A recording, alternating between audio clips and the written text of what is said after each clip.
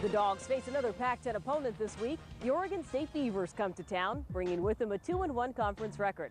Their biggest win of the year came against top-ranked USC down at Reser Stadium. And what a game that was. Mike Riley's got the Beavers rolling, but the Dogs won an upset.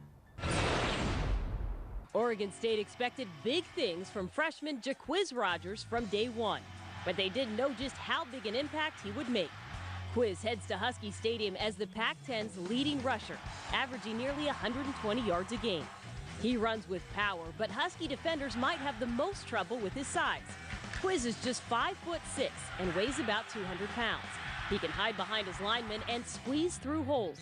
The Dogs' defense will have to be aware and maintain gap control to slow the Quiz. And don't overlook his brother, receiver James Rogers. James' ability to perfectly execute the fly sweep opens lanes for Quiz.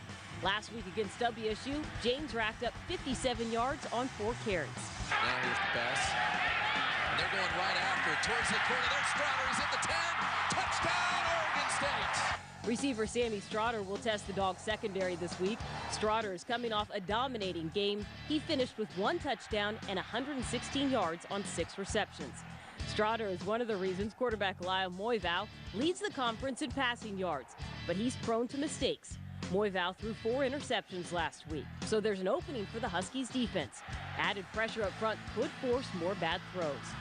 Defensively, Brandon Hughes should return to the Beavers secondary, and Al Afalava could be ready to go after missing time with a groin injury. The Huskies' offensive line will face a tough test against the Beavers' front 7. Defensive end Slade Norris presents a challenge on one end. He ranks among the top 5 in the conference in sacks. The Beavers present challenges on both sides of the ball, but heads-up plays by the Dog could open some doors, especially in front of the home crowd at Husky Stadium. It'll be a battle at Husky Stadium come 4 o'clock on Saturday. Oregon State is looking for a win on the road. The Huskies are just looking for a win. For more on this week's matchup, Angie Mentink returns with Coach Willingham. So you're watching Oregon State beat the tar out of Wazoo, and besides thinking better them than me, I didn't quite have that thought. Okay. What stood out to you?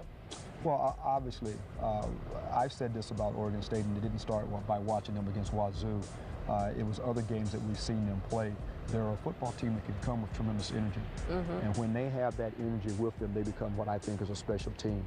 The quarterback plays very well. He plays at a high energy. It seems like the more excitement is about the ball game, the better he plays. The running back and his brother, the wide receiver, are tremendous athletes. And then you add in Struther, the wide receiver, and I think there's another receiver they have. They become a tremendous group of skilled players that just have the ability to change a football game. You just brought up Jaquiz and James.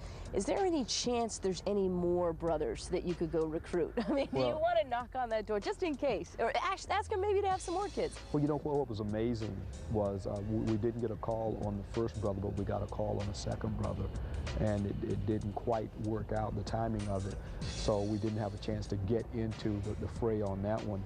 But what a wonderful get those guys have been for that program. They are tremendous with their strength, their speed, their balance, and how they go about playing the game of football.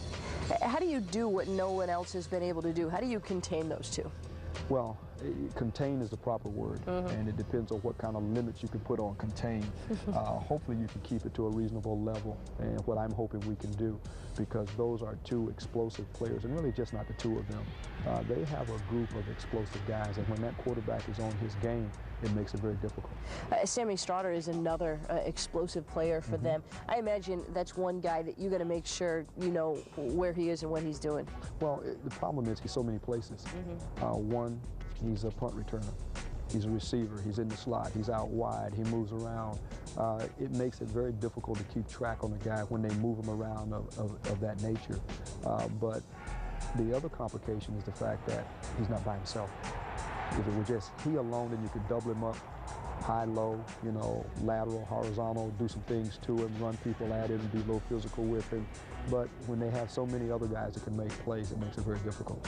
As you watch the film on Oregon State, what surprised you?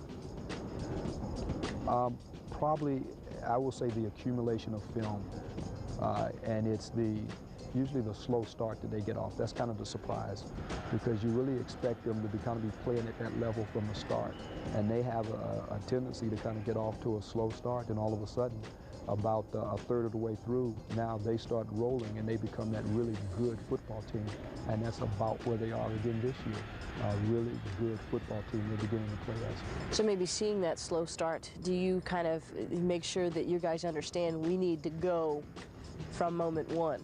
Well, I mean, you always want to go from moment one. Well, when I say slow start, it wasn't for a ball game. It was really for the season that they get into that slow start. Right now, they are rolling. They are a very good football team that does a lot of things well.